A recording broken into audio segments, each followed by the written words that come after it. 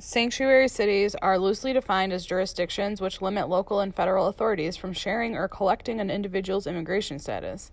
In recent years, there has been a debate to cut federal funding to cities known as those sanctuary cities. Much of this debate is because these places are seen as a threat regarding crime and drug trafficking.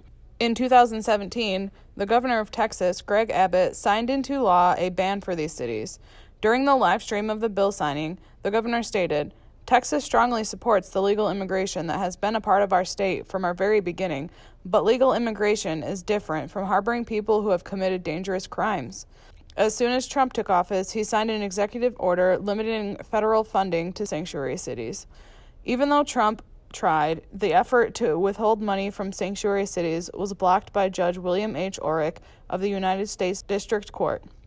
The appeal was backed by the logic of the executive order, violating the Constitution by trying to enforce federal immigration laws by forcing state and local officials to comply. Aside from compliance of officials, with an order like this one, cities could lose upwards of $1 billion in federal funding. This specific case is an example of what could happen to many cities if an order like this were to be followed through with.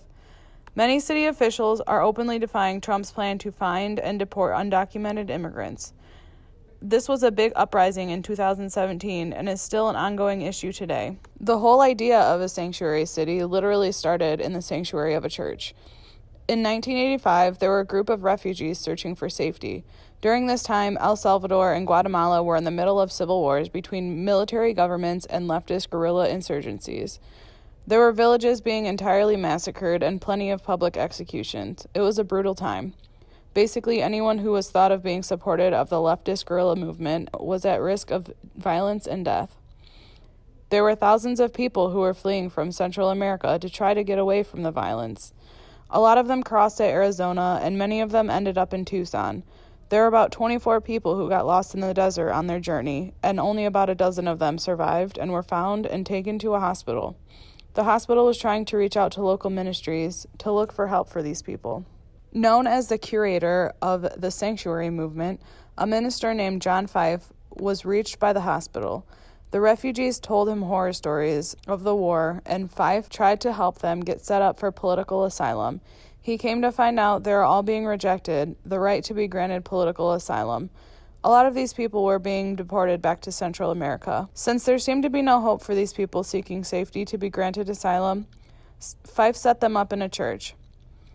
He had surrounding areas helping him with this movement. There were cases of these refugees living at a church for months to help them get back on their feet and help them find permanent homes. Fife and his helpers knew that it was illegal, but to them it seemed like it was their moral obligation to help them. There was a point where local authorities wore wires into the church and recorded services trying to catch them in the act of smuggling refugees across the border. None of these curators ever got prison time, but some of them did get probation time. The judge in this case has no remorse on what he decided at this time. He thought that just because Fife and his allies were religious didn't give them any right to be breaking the law. Moving forward, many cities started to declare themselves as sanctuary cities, which was mirroring the sanctuary church movement.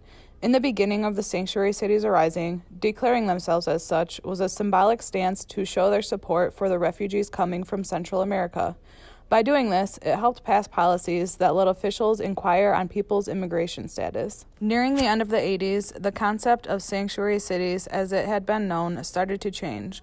Central America was getting out of the Civil War and started to improve. There was no reason for the same people to be seeking safety. Eventually, the concept of seeking legal asylum became readily available, and there was no longer need to sneak people across the border and keep them safe in sanctuaries. When sanctuary cities are referred to today, they are not considered to be safe havens for refugees, but for undocumented immigrants who are trying to avoid being deported from the U.S. One reason they are making a comeback is because the federal government has become very aggressive about deporting undocumented immigrants. This issue started during the end of the George W. Bush administration, continuing into Barack Obama's administration. When deportations started to become enforced more heavily, it was up to local officials to pick up people to comply with the federal government. A lot of local officials reported having more trouble solving crimes because the immigrants no longer wanted to communicate with officials to any degree, so the lack of communication and camaraderie started to disappear between the parties. Some police chiefs didn't feel that way, but a lot of them do. In 2016, during his candidature, Donald Trump made it a mission of his to rid the U.S. of sanctuary cities. In a rather aggressive attempt to bash his opponent, Hillary Clinton, he mentioned that he has talked to multiple families who have lost loved ones to violence because of these cities that she supports.